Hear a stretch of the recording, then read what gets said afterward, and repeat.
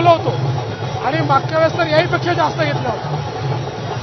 आपल्याबरोबर उपमुख्यमंत्री देवेंद्र फडणवीस जी आहेत. आज पुण्याचे उमेदवार मुरलीधर मोहोळ यांच्यासाठी एवढ्या भव्य रॅलीचं आयोजन करण्यात आलेलं आहे. काय एकंदरीत वातावरण वाटतंय, काय भावना आहेत? ते तुम्हीच बघू शकता.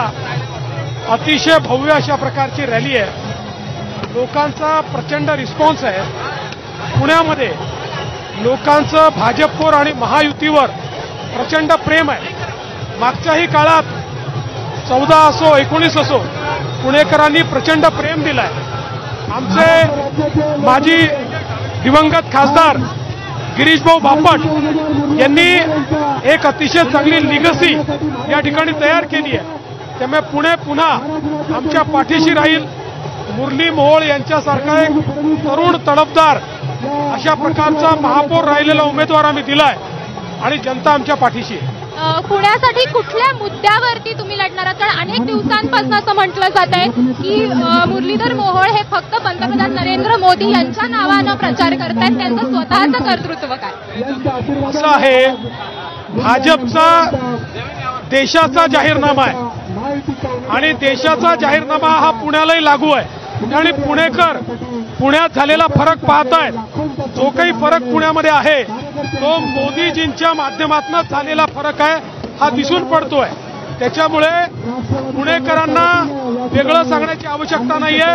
मेट्रो लोक पाहतायत, पुण्याचं 24/7 लोक पाहतायत, पुण्यात झालेल्या बसेसमधला परिवर्तन लोक पाहतायत, मुळामुठाचं परिवर्तन लोक पाहतायत, एसटीपी लोक पाहतायत, अडॅप्टिव्ह ट्रॅफिक मॅनेजमेंट सिस्टीम लोक पाहतायत. पुणे कसं बदलताय हे लोक बघतायत. राष्ट्रवादी काँग्रेस शरद पवार चंद्र पक्षाचा आज जाहीरनामा आलेला आहे, त्याच्यातनं पण त्यांनी तुमच्यावर टीका केलेली. जे 542 खासदारांमध्ये 10 जागा उभ्या करतात त्यांच्या जाहीरनाम्याला काय अर्थ आहे? मी वाचला नाही, वाचल्यावर बोलेन. एक शेवटचा प्रश्न फक्त घेते. काही दिवसांपूर्वी शरद पवार असं म्हटले होते की जर अजित पवारांनी पुन्हा आमच्या बरोबर यायचं ठरलं तर इंडिया आघाडीचे दरवाजे त्यांच्यासाठी उघडे असणार आहेत.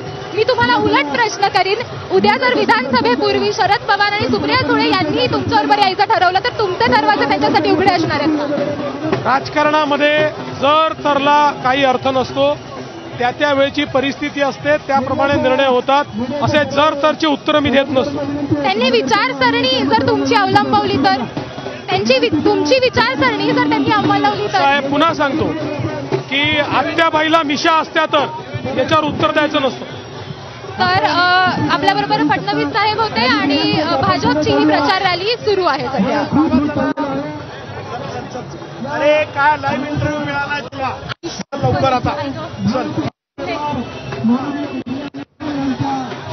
त्यामधली ही दोन दृश्य आहेत.